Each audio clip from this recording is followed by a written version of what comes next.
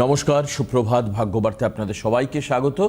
পণ্ডিতজি চলে এসেছেন এবং আজকের প্রোগ্রাম একটু অন্যরকম, একটু স্পেশাল। অনেক বক্তব্য, অনেক ইঙ্গিত থাকবে আপনাদের জন্য।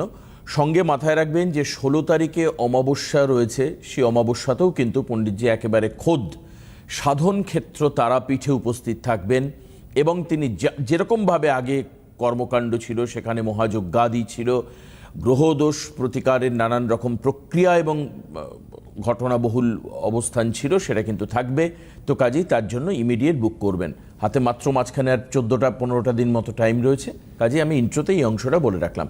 স্বাগত জানাচ্ছি ভৃগুশ্রী জাতক, আপনাদের প্রিয় পণ্ডিতজি আমাদের সঙ্গে আজকের ভাগ্যবার্তায় উপস্থিত রয়েছেন। স্বাগত পণ্ডিতজিকে। নমস্কার।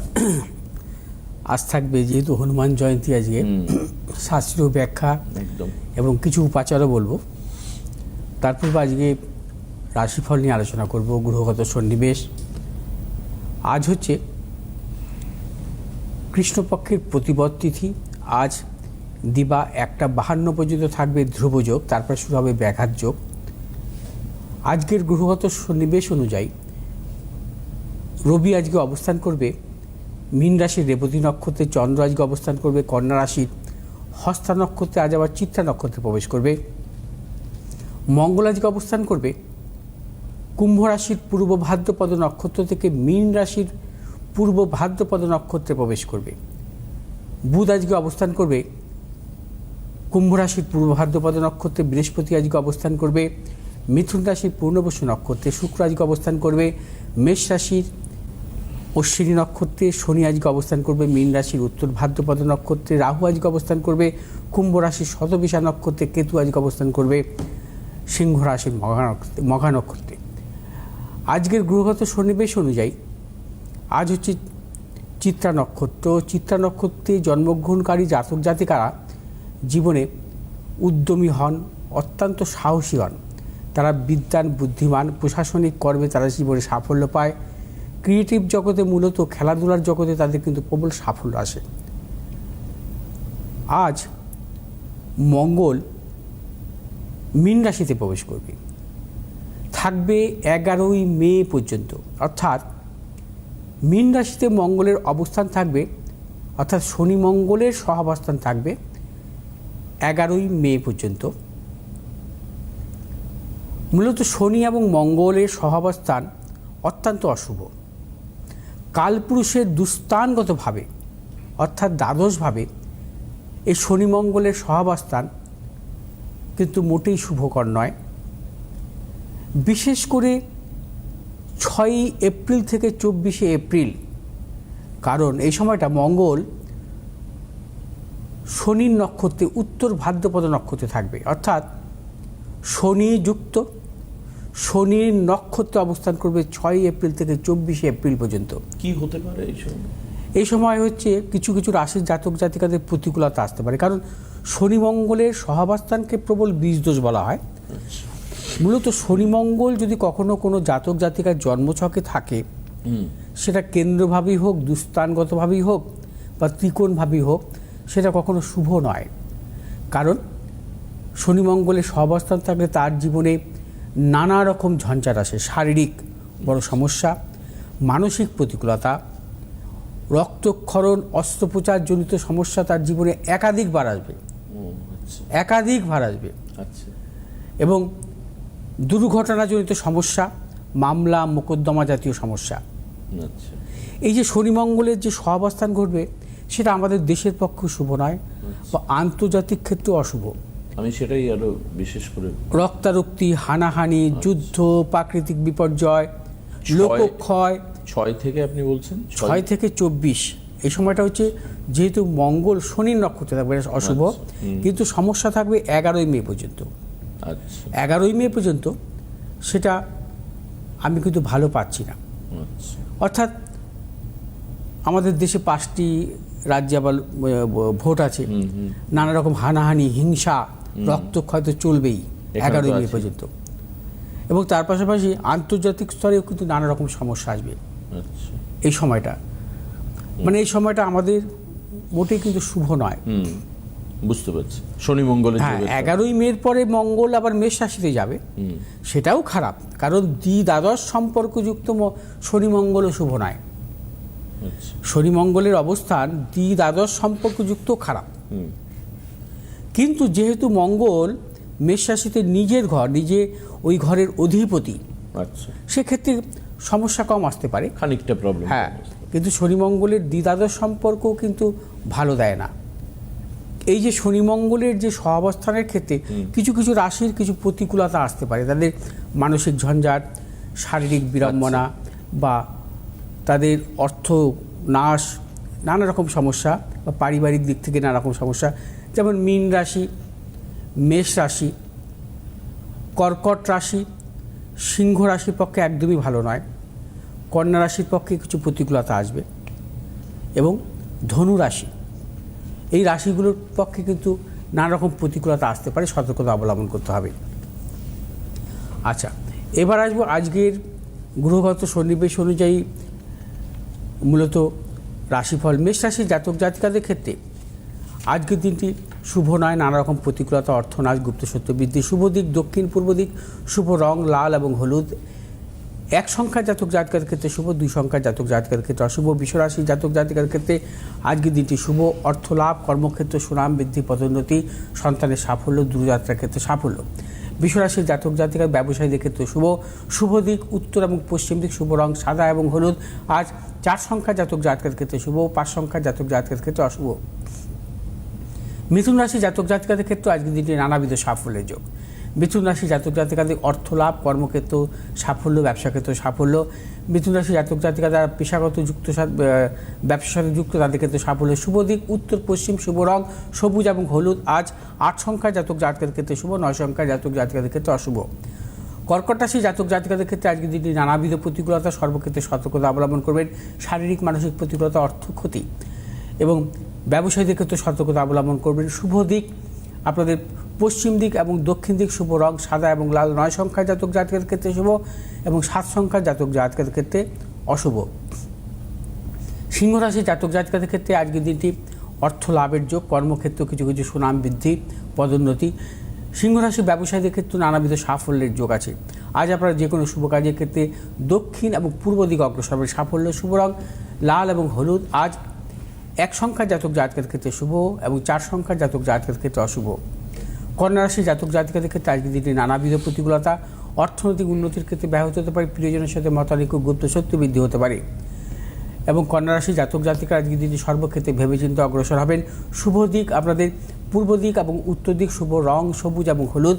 আজ 5 সংখ্যার জাতক জাতকের ক্ষেত্রে শুভ, 4 সংখ্যার জাতক জাতকের ক্ষেত্রে অশুভ। তুলা রাশির জাতক জাতিকাদের ক্ষেত্রে আজকের দিনটি প্রবলভাবে শুভ। আজকে আপনাদের অর্থ লাভ, কর্মক্ষেত্রে সাফল্য, ব্যবসা ক্ষেত্রে সাফল্য, নতুন কোনো পরিকল্পনা চিন্তার ক্ষেত্রে আজকের দিনটি সাফল্য পাবেন, সন্তানের সাফল্য। শুভ দিক আপনাদের দক্ষিণ পশ্চিম দিক, শুভ রং সাদা এবং হলুদ। আজ 8 সংখ্যার জাতক জাতকের ক্ষেত্রে বিশেষভাবে শুভ এবং 6 সংখ্যার জাতক জাতকের ক্ষেত্রে অশুভ। বৃশ্চিক রাশির জাতক জাতিকাদের ক্ষেত্রে আজকের দিনটি শুভ, অর্থনৈতিক সাফল্য, কর্মক্ষেত্র বিশেষভাবে সাফল্য এবং দূরযাত্রার ক্ষেত্রে সাফল্য, সন্তানের সাফল্যের প্রবল যোগ। এবং বৃশ্চিক রাশির জাতক জাতিকারা আজ যে কোনো শুভ কাজের ক্ষেত্রে দক্ষিণ পশ্চিম দিকে অগ্রসর হবে, সাফল্য। শুভ রং লাল এবং হলুদ। আজ 6 সংখ্যার জাতক জাতকের ক্ষেত্রে শুভ, 5 সংখ্যার জাতক জাতকের ক্ষেত্রে অশুভ। ধনুরাশি জাতক জাতিকাদের ক্ষেত্রেও আজকের দিনটি নানাবিধ সাফল্য পাবেন, অর্থনৈতিক কর্মক্ষেত্রে সাফল্য, ব্যবসা ক্ষেত্রে সাফল্য, দূরযাত্রার ক্ষেত্রে সাফল্য। এবং ধনুরাশি জাতক জাতিকারা আজ যে কোনো শুভ কাজের ক্ষেত্রে উত্তর পশ্চিম দিকে অগ্রসর হবেন, সাফল্য। শুভ রং হলুদ এবং লাল। আজ 5 সংখ্যার জাতক জাতকের ক্ষেত্রে শুভ, 3 সংখ্যার জাতক জাতকের ক্ষেত্রে অশুভ। মকর রাশি জাতক জাতিকাদের ক্ষেত্রে আজকের দিনটি বিশেষভাবে শুভ। আজ আপনাদের অর্থ লাভ, কর্মক্ষেত্রে সুনাম বৃদ্ধি, পদোন্নতি, সন্তানের সাফল্য। মকর রাশির ব্যবসায়ীদের ক্ষেত্রে আজকের দিনটি অত্যন্ত শুভ। শুভ দিক হচ্ছে আপনাদের পূর্ব উত্তর দিক, শুভ রং আপনাদের নীল এবং হলুদ। আজ 2 সংখ্যার জাতক জাতকের ক্ষেত্রে বিশেষভাবে শুভ, 3 সংখ্যার জাতক জাতকের ক্ষেত্রে অশুভ। কুম্ভ রাশির জাতক জাতিকাদের ক্ষেত্রে আজকের দিনটি নানাবিধ প্রতিকূলতা, শারীরিক মানসিক প্রতিকূলতা, অর্থনাশ, প্রিয়জনের শারীরিক বিড়ম্বনা, গুপ্ত শত্রু বৃদ্ধি হতে পারে, ব্যবসায়ীদের ক্ষেত্রে সতর্কতা অবলম্বন করবেন, অর্থনাশের প্রবল যোগ। শুভ দিক আপনাদের পশ্চিম দিক এবং উত্তর দিক, শুভ রং নীল এবং হলুদ। আজ 7 সংখ্যার জাতক জাতকের ক্ষেত্রে বিশেষভাবে শুভ এবং 3 সংখ্যার জাতক জাতকের ক্ষেত্রে অশুভ। মীন রাশির জাতক জাতিকাদের ক্ষেত্রে আজকের দিনটি সর্বক্ষেত্রে সাফল্য, অর্থ লাভ, কর্মক্ষেত্রে সাফল্য, ব্যবসা ক্ষেত্রে সাফল্য, দূরযাত্রার ক্ষেত্রে সাফল্য, সন্তানের সাফল্যের প্রবল যোগ। আজ আপনার যে কোনো শুভ কাজের ক্ষেত্রে পূর্ব এবং পশ্চিম দিকে অগ্রসর হবে। সাফল্যের শুভ রং হলুদ এবং সাদা।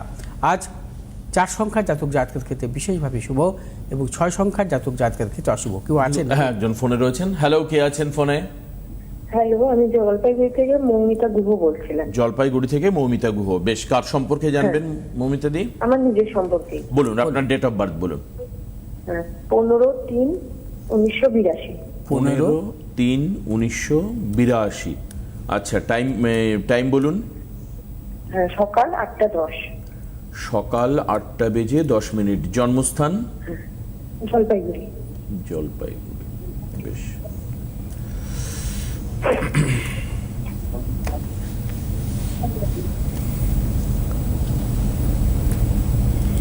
আপনার জন্মবার সোমবার তো? হ্যাঁ হ্যাঁ স্যার।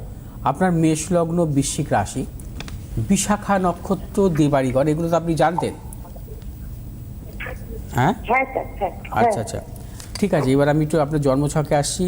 আপনার জন্মছক অনুযায়ী শুক্র, মঙ্গল, বৃহস্পতি এবং শনি, এই 3টি প্ল্যানেট কিন্তু বক্রী অবস্থায় ছিল, অর্থাৎ রেট্রোগেট ছিল জন্মকালীন।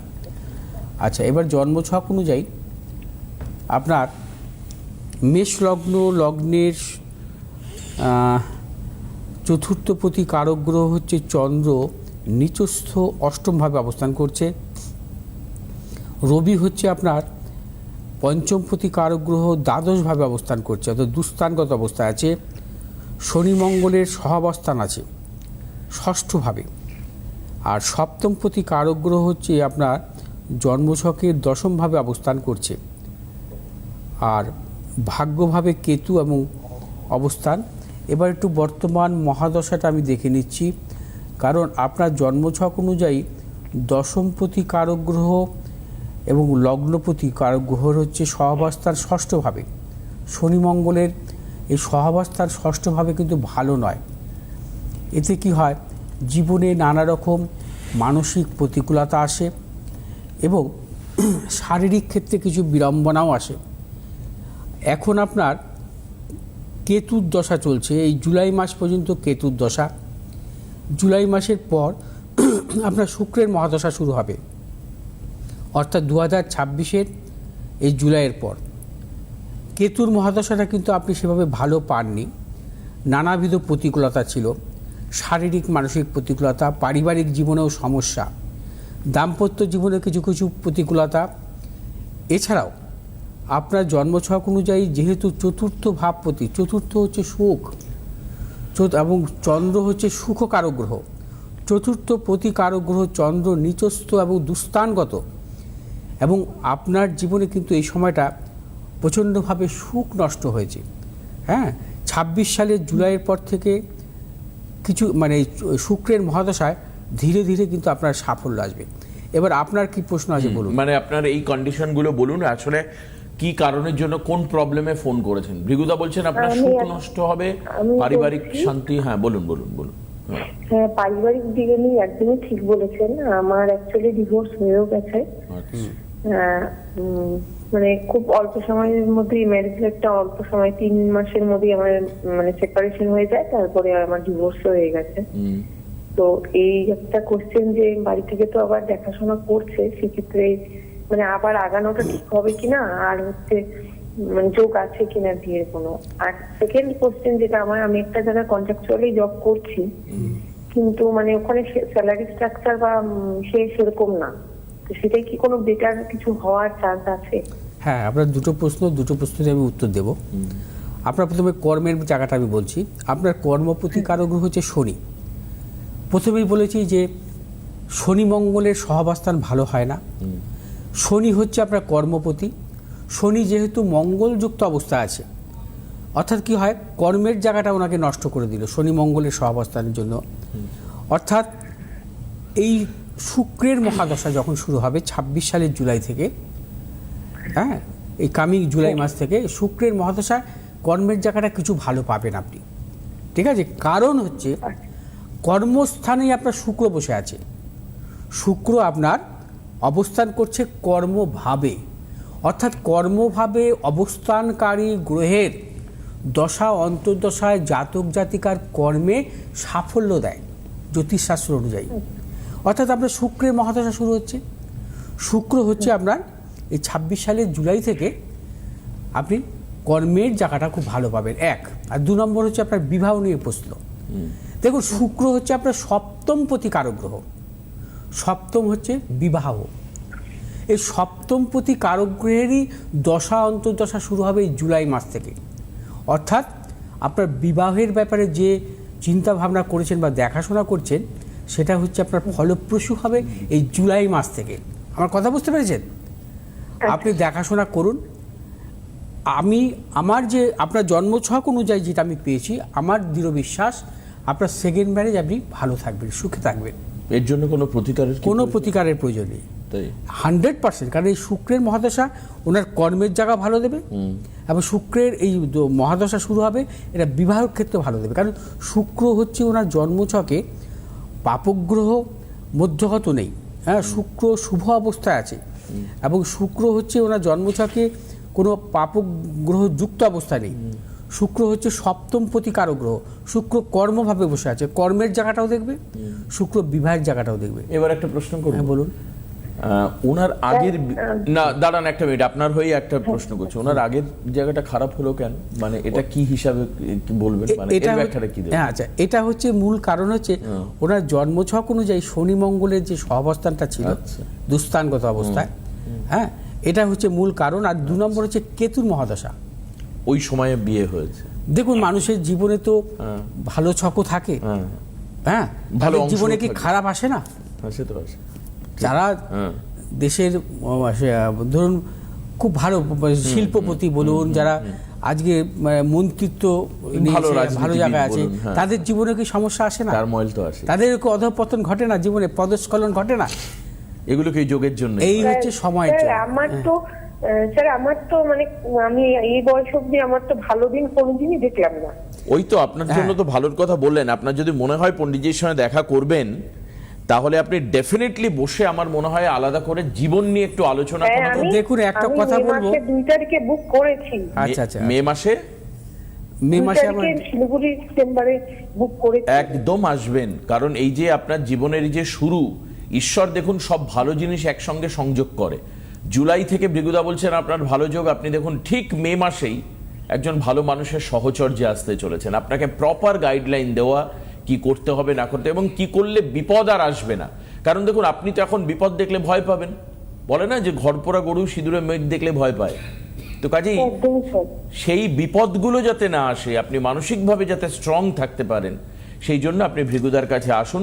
আমি বলছি ওনার কাছ থেকে আপনি আলোচনা করুন, এতে মানসিক শান্তি আসবে। আর আমি বিস্তারিত, উনি একটা কথা বলেছেন এর মধ্যে যে আমি তো ভালো সময় পাইনি। হ্যাঁ হ্যাঁ, জীবন ওনার জন্মগ্রহণের পর থেকে ওনার শনির দশা শুরু হয়েছে। হ্যাঁ, আচ্ছা, শনির দশা ওনার জীবনে গিয়েছে 19 বছর, তারপর চলে এসে বুধের দশা। শনির দশা ওনার প্রতিকূলতা, যেটা বুধের মহাদশা। বুধ হচ্ছে ওনার তৃতীয় পতি, ষষ্ঠ পতি। হ্যাঁ, অর্থাৎ মেষ লগ্নের জাতক জাতিকাদের হচ্ছে বুধ হচ্ছে পাপ। ও আচ্ছা, অর্থাৎ শুভগ্রহ হয়েও পাপ, তার মহাদশা অশুভ ফল দেয়। আচ্ছা, বাধক পতির ফল দেয়। আচ্ছা, তো ফল পাবে কোথা থেকে? মানে আজ পর্যন্ত এখনো বুধের দশাই চলছে? না না না, বুধের দশা শেষে কেতুর দশা বললো। আচ্ছা, বুধের ওটা তো আরো খারাপ। ওই শুক্রের দশা পজিটিভ, শুক্রের দশাটা উনি। তার মানে আপনার কিন্তু জীবনের মানে রাইজিং সান হচ্ছে এই জুলাই থেকে, বুঝলেন? হ্যাঁ, যোগটা কি সুন্দর। আমি দেখে আপনি জীবনের শুরু থেকে, জন্মের পর থেকে ভালো সময় পাননি, ভালো সময় শুরু হচ্ছে। এই দেখুন, শনির দশা গেছে, শনি ছিল চিত্রা নক্ষত্রে, অর্থাৎ মঙ্গলের নক্ষত্রে ছিল, খারাপ। বুধের দশা গেছে, বুধ ছিল রাহুর নক্ষত্রে, খারাপ। আচ্ছা, কেতু দশা বাদ দিলাম। এবার হচ্ছে শুক্রের মহাদশা শুরু হবে, শুক্র চন্দ্রের নক্ষত্রে, শুভ গ্রহের চন্দ্র নক্ষত্রে শুভ। আচ্ছা, যাকে সময় খুব অল্প। আর বলে দিই, 4 তারিখে বর্ধমান, 11 তারিখ মেছেদাতে ভৃগুদার চেম্বারের জন্য ইমিডিয়েট বুক করুন। 4 তারিখ বর্ধমান, 11 তারিখ মেছেদা। আজকে আমরা যে বিষয়ে আসবো হচ্ছে হনুমান জয়ন্তী উপলক্ষে হনুমান জয়ন্তীর শাস্ত্রীয় ব্যাখ্যা নিয়ে বলবো। আজ হনুমান জয়ন্তীর আবির্ভাব তিথি, এই দিনটিকে হনুমান জয়ন্তী হিসেবে পালিত হয় আমাদের দেশে। এই পর্বে আসুন জেনে নিই রুদ্র অবতার হনুমান সম্পর্কে কয়েকটি গুরুত্বপূর্ণ তথ্য এবং হনুমান জয়ন্তীর শাস্ত্রীয় পৌরাণিক ব্যাখ্যা। হনুমানের পিতা ছিলেন কেশরী, মায়ের নাম ছিল অঞ্জনা। হনুমানের পালক পিতা হলেন প্রবণ দেবতা। রাক্ষস বাহিনীর অত্যাচার থেকে ধরিত্রীকে মুক্ত করতে তথা ভগবান রামের সেবা ও রাম নাম প্রচারের জন্য রুদ্র অবতার হনুমানের আবির্ভাব। শাস্ত্রমতে হনুমান 4 যুগে অমর, পুরাণে তাই বলা হয়। এমনকি আজও তিনি সশরীরে এই পৃথিবীতে বিরাজমান। তিনি অষ্ট চিরঞ্জীবীদের মধ্যে অন্যতম। হনুমানজি দাপর যুগেও ছিলেন। মহাভারতে তার উল্লেখ রয়েছে বলে মনে করা হয়। কুরুক্ষেত্রের যুদ্ধে অর্জুন ও শ্রীকৃষ্ণের রথের ধ্বজা হিসাবে ছিলেন তিনি। সরাসরি যুদ্ধে অংশগ্রহণ করেনি শ্রীকৃষ্ণের ইচ্ছায়, কিন্তু ভগবান শ্রীকৃষ্ণের সেবা করেছেন। হনুমানজির অনুরোধে শ্রীকৃষ্ণ রামচন্দ্রের রূপ ধারণ করে হনুমানকে একবার দর্শনও দিয়েছিলেন। হনুমান চালিসা অনুসারে রোগ, ভোগ, ভূত, পিশাচ এবং যে কোনো সংকট থেকে মুক্তি পাওয়া যায় হনুমানের স্মরণ নিলে, তাকে ভক্তি সহকারে ডাকলে। তিনি অসীম বলশালী কিন্তু সম্পূর্ণ নিরহংকার। রামায়ণে একমাত্র তিনি নিষ্কাম কর্ম করে গেছেন। প্রভু শ্রীরামকে সেবা করা ছাড়া তার আর কোনো লক্ষ্য ছিল না। যেহেতু হনুমান সশরীরে এই পৃথিবীতে বিরাজ করছেন, তাই একজন প্রকৃত ভক্তের ডাকে তিনি অন্যান্য দেব দেবীর তুলনায় অনেক দ্রুত সাড়া দেন এবং ভক্তের মনস্কামনা পূর্ণ করেন। আজ শাস্ত্রমতে হনুমানজিকে ডাকুন, তার পুজো করুন, তার কৃপায় সংকট দূর হবে, মনস্কামনা পূর্ণ হবে। সবাইকে হনুমান জয়ন্তীর শুভেচ্ছা। তবে একটি কথা বলবো, আজকে হনুমান জয়ন্তী উপলক্ষে আপনারা অবশ্যই হনুমান চালিসা পাঠ করবেন লাল বস্ত্র ধারণ করে। 1, 2 নম্বর, হনুমানজিকে আপনারা লাড্ডু, গুড়, ছোলা এবং নারকেল অর্পণ করবেন এবং হনুমানজির প্রিয় যে ফল কলা কিন্তু অর্পণ করবেন। আর তার পাশাপাশি ভোগ হিসাবে লাড্ডু, ছোলা এবং গুড় অর্পণ করবেন। আর এর পাশাপাশি আপনারা হনুমান চালিসা পাঠ করবেন লাল বস্ত্র ধারণ করে এবং কমলা সিঁদুরও অর্পণ করবেন হনুমানজির উদ্দেশ্যে। আজও সময় অল্প, তাহলে অনেক কিছু বলার ছিল। একদম হাতে আর সময় নেই, অবশ্য আমরা পরবর্তী সময় আবার বলবো। সবাই ভালো থাকবেন, সুস্থ থাকবেন। আর ভৃগুদার কিন্তু 4 আর 11 তারিখ বর্ধমান মেচেদায় চেম্বার রয়েছে। চেম্বারে যারা আসতে চাইছেন আসবেন। অবশ্যই 16 তারিখ অমাবস্যার কথাও ভুলবেন না। আজকে এখানে শেষ করি। নমস্কার।